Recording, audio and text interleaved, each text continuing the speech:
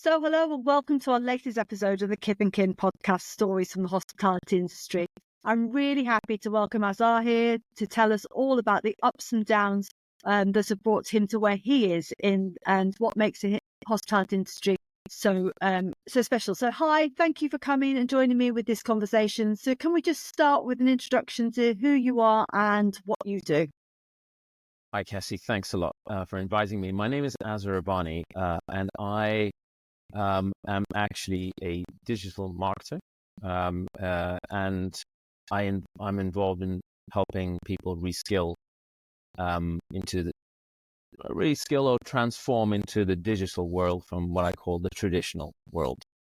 I spent 26 years actually in hospitality, supplying wonderful places around the UK with food ingredients, and yeah, that was my life. That was my life for a very, very long time, supplying some really top restaurants, top chefs, restaurant groups. So I had a food supply chain business, and we grew that business to a good size. We're a medium-sized business. And I've also been on the other side of the fence and run a dark kitchen for just over a year, which was a very interesting experience, going from a supplier to an operator. Yeah. So we first met as part of the Kip and Kin old school when the Kip and Kin first started back in lockdown, and we all came online and were chatting to each other, and it was people from across the country all chatting and about how we were going to get through what was the chaos. Which is obviously when we spoke loads about Dark Kitchen and about you setting up Dark Kitchen, and there were loads of other people on there that were playing around with that, but you went into it full on. But let's just go back a little bit and start from how did you start in originally? Because you were a supplier to the industry. So how did that business start? Yeah, so I've got to go back all the way to 1990 for that. The US finished my degree and recession, essentially. Founded selling, I think, photocopiers. Lasted 2 years. And a brother and my father at the time had a development business which went down in sort of the time when Norman Lamont was chancellor. It's a long, long time ago. And we had the hikes in interest rates. And so that business virtually collapsed overnight. And we then said, look, we need to do something a little bit more recession-proof. And it was born out of that, which was a food supply business to hotels and restaurants. And we grew that organically. Started off in my mother's garage, grew it, moved to a farm. Virtually me picking up the phone. The internet really wasn't around. And grew that organically, very little advertising. I just picked up the phone and started calling people.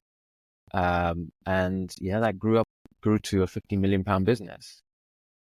Wow.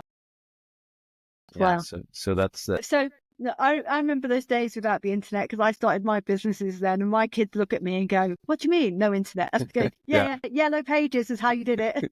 Yeah, exactly. Or the book for like Square Table and all these other books, the restaurant books that you pick up, information. Yes, exactly. So was your role in that sort of then much more the sales side of stuff then? Yeah. So I was the sales director when I found a sales director of the business, and I think we started that it was registered in 1990, and I didn't actually hire anybody in my sales team till 2008. So I did everything myself, and I worked the boards, sleepless nights, long hours, and that's one of the things about the industry is that. It doesn't matter which side you're on, whether you're on the restaurant side or you're on the supply chain side. It's long hours, and I think, God, we did it probably the wrong way, the way we managed our time. But anyway, so the long hours were crippling, and I did those sort of long hours, nearly 18 years. But the rewards were huge. The business, gave us a really good lifestyle. Help educate my kids, and now they're doing their own thing. And and there was a real satisfaction of being different. We were very different. Today, I still have contact with some of those clients of mine who are friends, and they say, there has never been a business like Penta since Penta's. We actually lost the business, which we can go into. I don't have a problem with that. So we there has never been a business that has provided that kind of service, and I think that's testament to the way that we wanted to be different and our USP to chefs specifically. Is that part of what was creating that sort of environment of being very long hours, and that it was that keeping up with the hospitality hours is such? Yeah, and that, and also lack of funds to begin with. You have to do everything yourself. So we for example, in my role, I was not only doing sales, meaning that I'd go out and see people, but I would come back in the evening, take the orders, do the picking, load the van, sometimes do the deliveries myself, and my brother would be the other side of it, doing the buying and the finance side, but he would be doing all the sort of bits and pieces of serving the customer the way I did. So that's how we started, just the two of us. My father was involved just in doing deliveries. So we were subsidizing for a lot of functions of the business, doing it ourselves for many, many years, not a few months, many years. And looking back on it now, I think it's probably the wrong way of doing things. And it took it out of us, because you got to, in hospitality as a supplier, especially a food service supplier, not so much a wholesaler supplier or a food manufacturer, you've got to mirror the times of the chefs. Yeah. It's like being on call as a doctor, and we spoiled them.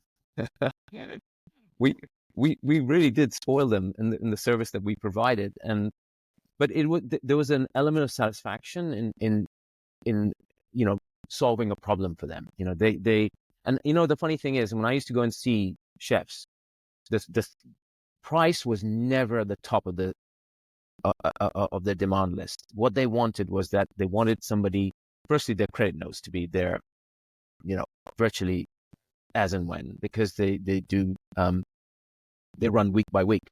They want their deliveries on time, and when they call, they want someone to pick up the phone. That was the basic requirement, and we nailed it. And this is. Yeah, and I think this is something lots of people don't understand about the industry is how important it is for functioning hospitality businesses to have suppliers that they can work with like that. I mean, when I was briefly working as a chef, it is different to your other suppliers, particularly your food suppliers, your fresh food suppliers, because everything else you can plan for in advance. When you need it. Even your beer order, you order it a week in advance, or your drinks, your wine, it's all coming in. You've got some lay time. With your food, you can finish service, and the service won't finish till 10 o'clock at night, and then you've just suddenly had a run on something. You need it for the morning, and a morning starts at 7 o'clock. Yeah. So you have to be able to phone up your supplier and say at 10 o'clock at night, sometimes later, and say, by 7 o'clock in the morning, I need this amount. And so it's sort of, I always used to feel so, well, I still do, so the fresh food suppliers who are pretty much working night in order to make sure that, but at the same time, they need to be available during the day to have the relationship conversations. Yeah. And so it's so important to the industry, and yet I think so overlooked. And I can imagine it totally takes it out of you. Yeah, it is, and the thing is that it's really understanding the nuances of what the client wants, and generally speaking, right across the board, when you're looking at chefs and looking at their demand, they're all the same. It's all the same. It's the one thing I've learned in business, it's not what you do, it's why you do it. And why you do it is because my why is actually serving. So if I've looked at my life, I've served everybody. I served my clients, my community, my family, my kids, my parents. I've served. Sometimes detriment of my own interests and passions. But the point was that you got to understand what the chefs need, what the restaurant needs to be that supplier. And it's a real close relationship. It's not something you can just, and the beauty is that we grew without any advertising because chefs took us from one place to another. So we stayed at the previous place, new chef came in, a lot of recommendations, a lot of referrals, and we just grew. And then you had these the wagamamas and the giraffes and all those little seedlings that were that I tapped into because I was bringing in a lot of Pan-Asian stuff at the time, and it just exploded.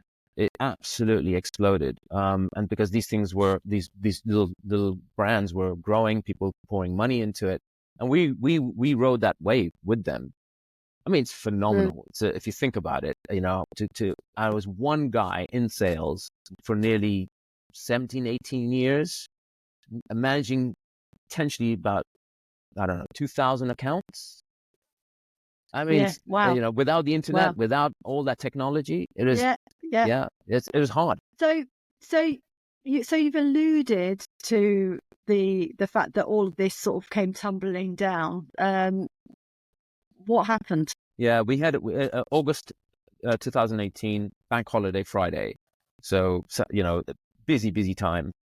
Had a cyber attack through an email at 4:00 in the afternoon. Didn't realize till 12 when our systems were completely encrypted. Couldn't get hold of, couldn't access any information. So you can imagine, completely blind. No, our that ran the business completely dead. We were highly leveraged by technology because we had taken all paper out of the system, so everything was technology based. Signing on glass and all that.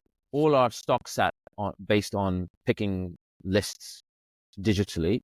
So we couldn't pick, we couldn't deliver, we couldn't plan, we couldn't even access our bank accounts and stuff like that. It was all built in. And yeah, they held us to ransom for 250,000.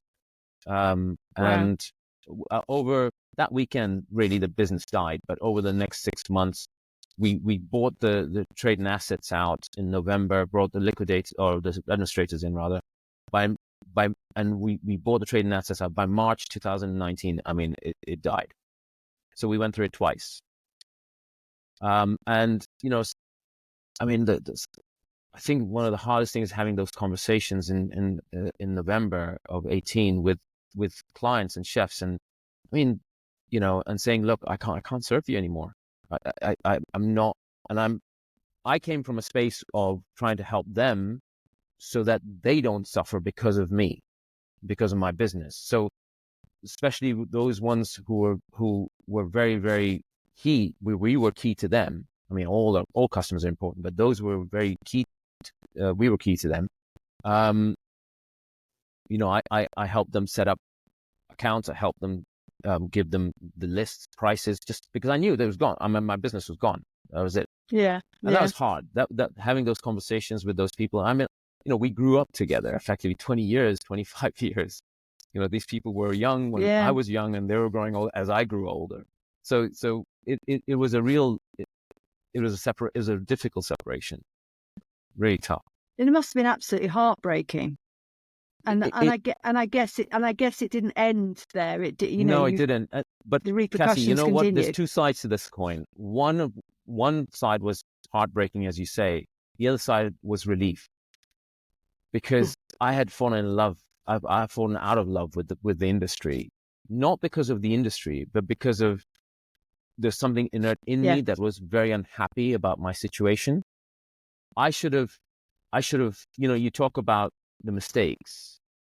I should have left the industry probably in 2012.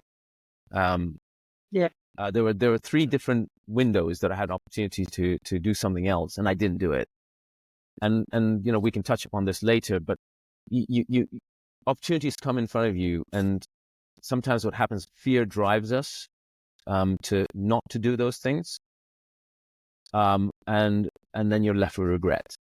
So although financially, it was an absolute, I mean, it was perfect storm that came together. Everything came, COVID came together, that came together, everything came together.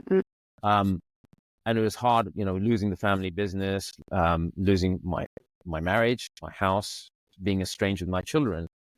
There was relief on the other side. And ultimately, it wasn't the business that I was unhappy with. It was my personal relationships that I was unhappy with. I didn't realize it at the time. It is something, and that's what this industry does to you. You have to be very conscious that you're putting so much hours in, you're putting so much effort in. What is the impact? Be wary of what the impact is personally. Which I'm sure you could relate to.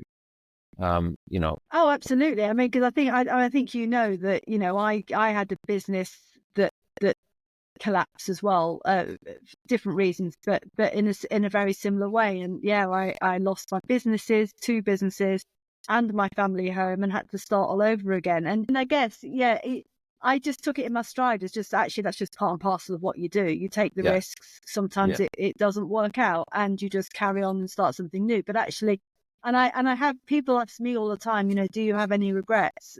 Just generally, so it comes up, when you have a conversation, what are your regrets? I go, I genuinely don't regret anything, because those experiences mean I'm on this path right now, and I love what I'm doing right now. Absolutely love it. And I love the opportunities I have right now. And also I'm very, and I know it sounds cliche, but it's totally true. I'm so grateful for the learning that I got there, because it allows me to be able to understand other people's positions much more easily, and be able to help to guide them out of those potential pitfalls that that I fell in. For whatever reason, it doesn't matter. But it is nonetheless. It is. Although you can say that from the other side, whilst you're in it, it is a hard slog. But but. I mean, it is a hard slog, and so I guess when the business went down, and I actually worked for breaks for a few months. That was interesting, and I think the problem I had going against me was my experience. I was just too experienced, and there were people, my immediate boss, who felt very threatened. It just absolutely couldn't deal with the fact that here I was, knew more than he did, and it was a problem. I mean, there's a point where I couldn't even speak. I was not allowed to speak. So it's interesting how things transpire, which takes me on to the other side of the coin, which is the dark kitchen. The dark kitchen came up because I love cooking. I still do it. I still make breads and all sorts of stuff. And I love trying new ingredients. And so we opened this dark kitchen in Streatham. So a friend of mine had a bit of money, and we built 4 brands, and they were more around the sort of halal side of things, but burgers and chicken burgers, and a beef burger brand, a bao brand, and also a plant-based. So at that time, plant-based was, still is, but it was coming up really fast. And we did really well. We were nearly, if I remember rightly, £10,000 a week in 4 months. And the mistake I made there was I should have gone into a unit that had a shop front. So you had walk-in customers and a dark kitchen. A dark kitchen by itself doesn't really work, because you've got to have walk-in customers. And Deliveroo, Uber Eats were taking 30% of my takings, and it doesn't matter whether I make money or not. They'll have to get paid. So if anybody is opening a dark kitchen, one, it's really hard business. Again, 14 hours, 15 hours on your feet. And I was flipping burgers for a very long time. But I remember because throughout this time I was watching you with absolute fascination. Like, how do these dark kitchens work? And I was like going, oh, wow, look, I've got a case study to follow. And so I was following you constantly, but then obviously going, but I don't want to be flipping the burgers. Yeah.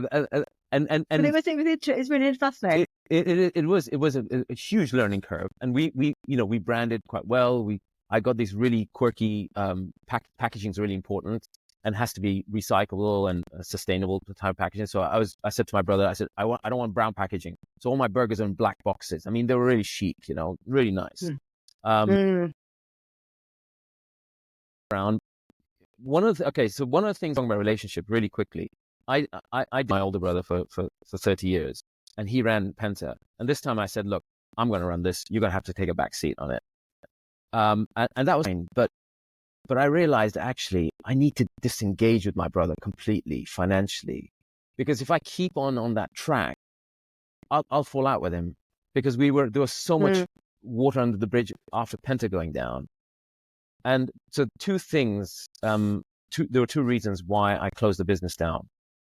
One was that my relationship with my brother. Two, my mother passed away.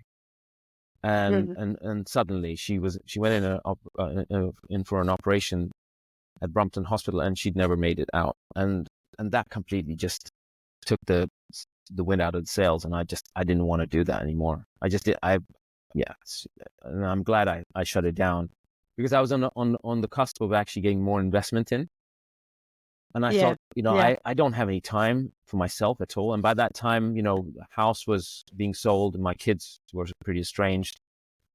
I just needed to do something completely different. Completely, because I suppose otherwise the risk is you would just fall back into those same patterns again. And actually, I can see that. Yeah. My mother's passing was a great catalyst on a lot of change that happened. A lot. And it's not because I hated the industry. I didn't, but I just needed to change. And sometimes, Cassie, when you change, it's a crisis, but that change, it forces you to do a lot of things that you probably didn't want to do out of fear. Yeah. I guess so. Yeah. Yeah. But brilliant. So anyway, but tell us what you're doing now then. Yeah. So after I had to find a job, so I found this job in an educational business that sort of recruited students and did their marketing, and I was fascinated with the marketing side of it. Didn't work out, 9 to 5, old traditional way, answering to a boss just didn't work out. And then actually, in May of 2023, I collapsed, burnt out. I was exhausted. I had to take 8 weeks off, and then my doctor said, "Look, if you carry on, you'll have a heart attack." It's as simple as that. And it made me. I started looking around. What am I going to do? I had certain costs, and so I came across this ad about digital training and building an online business and doing something that you're passionate about, something that you want to do all your life. And I remember I loved training my staff. I absolutely loved. I put in a new CRM system, and I spent weeks training them. And I love to see them learn something and then really, it's just really fulfilling for me. I thought reskilling is something that I love doing. I love teaching. I love coaching. So I came across this ad, and they teach you how to build online businesses. I actually now am an affiliate marketer for them, helping people reskill or upskill to either help their businesses or do a completely new restart and earn money online, basically, to seek freedom or to seek some sort of desire or dream that they have to change their life. Now, and it could be anything. It could be a business. I mean, look at our industry, where we are in terms of hospitality. There's so many pressures, costs of things going up. It needs so much stability. But and the internet has been very good in a lot of ways, but also has been very damaging in a lot of ways. So every person, in my mind, has to have some form of recalibration in terms of digitalization. You got to use the tools out there, because everything is now done on the phone. So how do you make your restaurant, for example, more visible? Yeah. Well, the interesting thing is it's taught me how to build sales funnels. It's taught me how to build a marketing automated system where potentially somebody can get there as a business owner, can get their face out and their message out on the phone that they have a restaurant, for example, and they can market whatever their niche is, whatever their USP is. And it's about driving footfall to the restaurant, or to Deliveroo or Uber Eats or wherever it is. And having that knowledge to be able to do that gives you options to save your business and to have increased revenue. Why? Because quite frankly, marketing agencies and they're expensive. You hire a guy to do your marketing, just to do posting on social media, which quite frankly doesn't work. Honestly, it's very good for awareness, but to drive sales takes years. So, but you have to pay somebody to do that. Well, why not, as a business owner, have that skill to really get into your own business and understand what because it's all about the messaging now. It's all about how you message out. Absolutely. And that customer experience, right from the point that person picks up that ad off the phone to walking into your restaurant to eat. So that made me think about where I was. And I mean, it's a digital asset that you create, that these skills are digital assets that you create that could be applicable to any industry, in any surrounding, in any form, selling anything, anywhere, to anyone, if you think about it. So yeah, that's what I do. I help it's retrain fantastic. people. Fantastic. And actually, what's really listening to you and listening to your story, it is all of that, where you've actually come from, and actually the learning from all of that, and this desire to serve others and to provide for other people, and is exactly what you are continuing to do. And it's absolutely amazing. So can you just tell people where they can find you? I mean, I will put it all in the show notes as well anyway, but how can people find you? Yeah. So removementgroup.com is the business, is my website. And removement means that, you take somebody or something and move them from one place and to another. Individuals who want to come together to do that, basically. You can find me there. Well, my contact details are there. And, the website talks about my journey and talks about what's possible. If somebody's looking to completely rebrand themselves, start all over again, or to help their business, especially, with all the pressures there are nowadays. That's where they can find me. Absolutely fantastic. Thank you so much for your time. Thank you for telling us your story. Thanks for your brutal honesty. It's lovely to see you once again. I hope to speak to you soon. Thank you very much. It's been an absolute pleasure.